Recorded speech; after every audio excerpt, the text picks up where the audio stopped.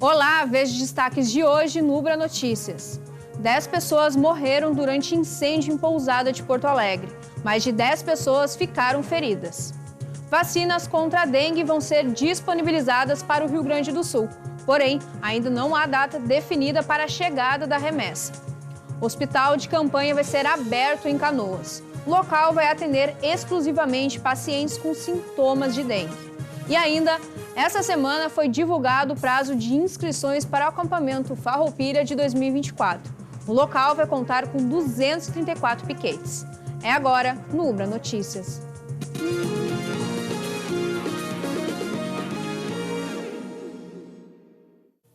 Dez pessoas morreram em um incêndio que atingiu uma pousada na Avenida Farrapos, em Porto Alegre. As causas ainda são investigadas. Por volta das 2h20 da madrugada, o Corpo de Bombeiros foi acionado para combater as chamas na pousada Garoa, no bairro Floresta, em Porto Alegre. 10 pessoas morreram. Alguns dos corpos foram encontrados carbonizados. 2 vítimas estavam no primeiro andar, 5 no segundo e outras 3 no terceiro pavimento. E mais de 10 ficaram feridas. O nome delas não foi divulgado. A pousada possuía 60 vagas divididas em 2 prédios. 16 delas eram custeadas pela Fundação de Assistência Social e Cidadania para pessoas em situação de vulnerabilidade social. Segundo o Corpo de Bombeiros, o local funcionava de forma irregular, pois não possuía alvará e nem plano de proteção contra incêndio. Em nota, o coordenador de Proteção e Defesa Civil de Porto Alegre, Coronel Evaldo de Oliveira Júnior, afirmou que não é descartada a hipótese que tenha sido um incêndio criminoso. Porém, em entrevista ao Fala Rio Grande desta sexta-feira, Kleber dos Santos, delegado responsável pela investigação do caso, comentou que a linha de investigação seguida pela Polícia Civil é incêndio culposo. Tudo indica que seja um incêndio culposo, ou seja, quando não há intenção. Já foram ouvidas diversas pessoas que estavam sobreviventes deste prédio, pessoas que trabalham aqui, né, na pousada. E agora aguardamos o trabalho da perícia, que está fazendo o rescaldo no prédio ainda, para determinarmos, né, a causa desse incêndio e as responsabilidades de quem tem o dever de apurar as condições de habitabilidade desse prédio, as condições elétricas que o prédio apresentava e que serão, ao final, servir de norte para que a Polícia Civil indicie os responsáveis por essa tragédia. Nas redes sociais, autoridades como o prefeito de Porto Alegre, o governador do estado e o presidente Lula se pronunciaram a respeito da tragédia. Eles prestaram solidariedade às famílias das vítimas. No início da tarde, Sebastião Melo decretou luto oficial de 3 dias. A terceira pista da Avenida Farrapos, que estava interditada por causa do incêndio, foi reaberta no início da tarde desta sexta-feira. Na tarde de ontem, o Ministério da Saúde incluiu 6 municípios gaúchos entre as cidades que vão receber doses da vacina contra a dengue. Hoje, o estado já soma mais de 100 mortes pela doença. No entanto, ainda não há uma data definida para a chegada da remessa, conforme o que diz a pasta, que vai se reunir na próxima segunda-feira com o Centro Estadual de Vigilância em Saúde para definir a estratégia da vacinação. O estado vai receber mais de 126 mil vacinas que vão ser distribuídas entre as cidades de Porto Alegre, Viamão, Alvorada, Gravataí, Cachoeirinha e Glorinha. Esta é a primeira vez que o Rio Grande do Sul é contemplado com imunizante. Devido ao aumento de casos de dengue em Canoas, a cidade vai passar a contar com um hospital de campanha ao lado da UPA Boqueirão. O local vai ser aberto amanhã para atender exclusivamente pacientes com sintomas da doença. Quem precisa de atendimento nas UPAs de Canoas reclama do tempo de espera. Eu estou desde as 7h30 aqui. Os sintomas, a princípio, é dengue, tá? Só que é o seguinte, eu acho que a questão da consulta aqui está sendo muito demorada. É questão de 4, 5 horas para atender uma pessoa. Tem gente com febre aqui, tem gente que está desde as 6 horas da manhã. É um absurdo isso. Para desafogar o sistema de saúde, no sábado entra em funcionamento o hospital de campanha.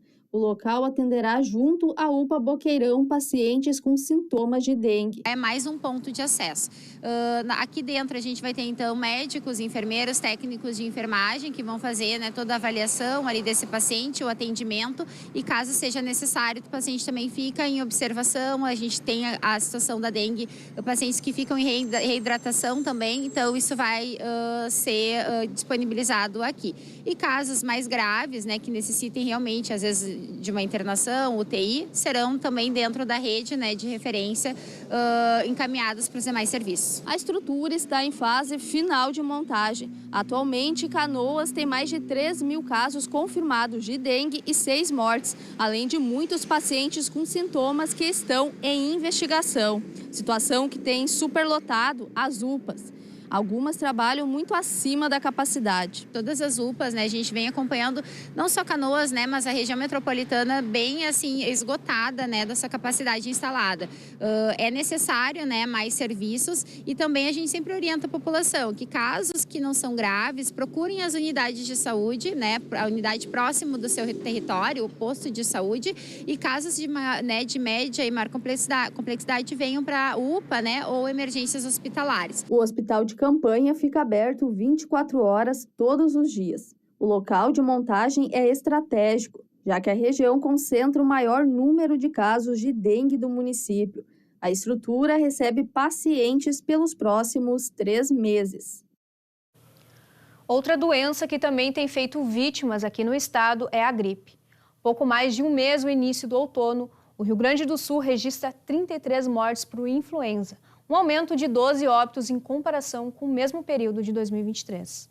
Conforme os dados do Centro Estadual de Vigilância em Saúde, 21 municípios gaúchos tiveram mortes pela doença neste ano.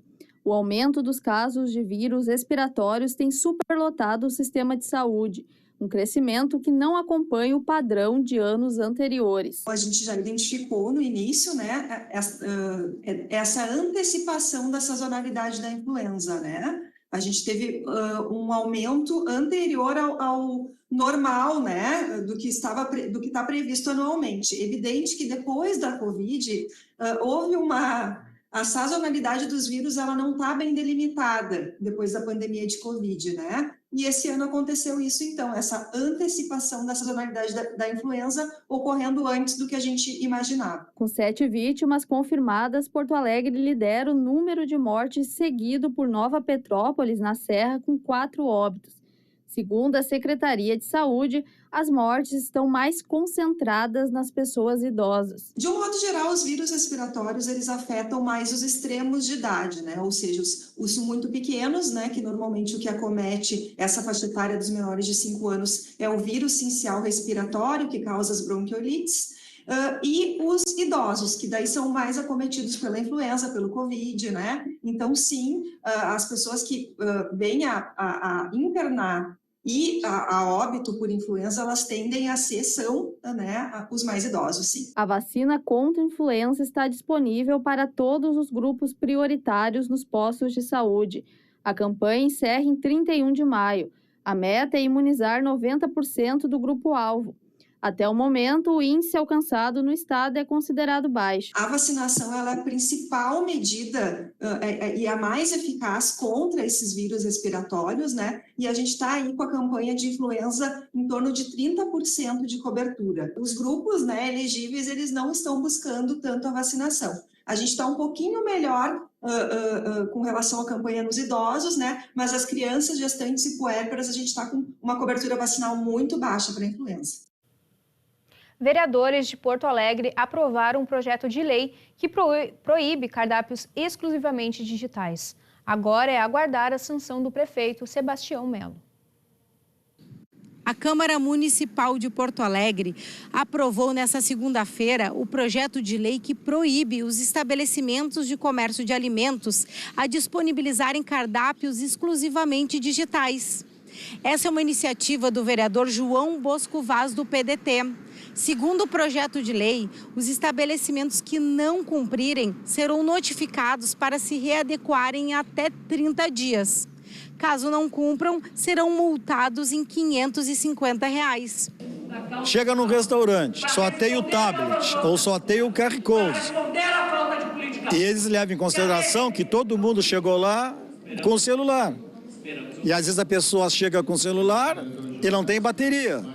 Aí pede um cardápio físico, eles não têm. Tu gosta dos locais que tem somente o cardápio digital? Não, não gosto. Eu deixo de frequentar. Se tiver as duas opções, se tiver o cardápio impresso e a opção em QR Code, eu acho bacana para quem quiser optar por um ou por outro. Mas se só tiver um, eu deixo de ir. Não acho a experiência legal. Bom, na pandemia que foi muito importante, né, por medidas sanitárias, mas eu acredito que já encerrou e a gente já consegue voltar a uma normalidade. E é bem isso, o acesso a todos, né, não depende de Wi-Fi, de dados de internet, então é mais democrático. Eu acho que o cardápio digital é uma tendência, né, mas o cardápio em papel em si é mais democrático, né. Qualquer pessoa pode chegar no bar e visualizar, independente de internet e celular. Então, eu acho que obrigatório apenas de digital não é legal. Então, eu não sou muito fã, eu já sou mais da moda antiga. Já a Abrazel, Associação Brasileira de Bares e Restaurantes, com uma média de 300 associados em Porto Alegre, considera que o projeto fere a liberdade econômica dos empresários. A gente sempre consulta a nossa base, que é nossos associados, né? E dentro disso a gente tem opiniões de todos os tipos, né? Talvez a lei poderia ter sido levada, mostrada para nós antes, consultado, fez uma audiência pública, talvez para chegar a uma conclusão, se era interessante mesmo, todos os colegas, todo mundo quer. A gente tenta tenta evitar que se atrapalhe o empreender. Para nós o importante é ter liberdade econômica e capacidade de decisão.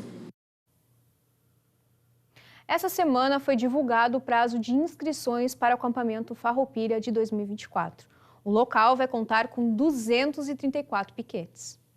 A partir do dia 6 a 10 de maio, os interessados em ocupar uma das 234 vagas disponíveis para piquetes devem comparecer ao Centro Municipal de Cultura, que fica na Avenida Érico Veríssimo, número 307. O atendimento acontece das 9 ao meio-dia e das 14 às 20 horas. Os candidatos vão precisar apresentar o alvará de 2023, se tiverem participado do acampamento do ano passado, a ata da patronagem atual e 2 certificados de pessoas que estão aptas a atuarem como brigadistas em caso de incêndio. É necessário entregar também o projeto cultural que vai ser desenvolvido. O tema deste ano é Jaime Caetano Brown. Essa etapa não garante a participação da entidade no acampamento. A prioridade da organização é dos piquetes que já participaram de outras edições. A Comissão Municipal dos Festejos Farroupilhas é responsável por definir os escolhidos e a fila de espera. O acampamento Farroupilha de Porto Alegre vai acontecer no Parque Maurício Sirotsky Sobrinho, de 7 a 22 de setembro. A montagem dos piquetes começa dia 3 de agosto. Logo mais às 9 da noite tem o Jornal da Cultura com as informações do Brasil e do mundo.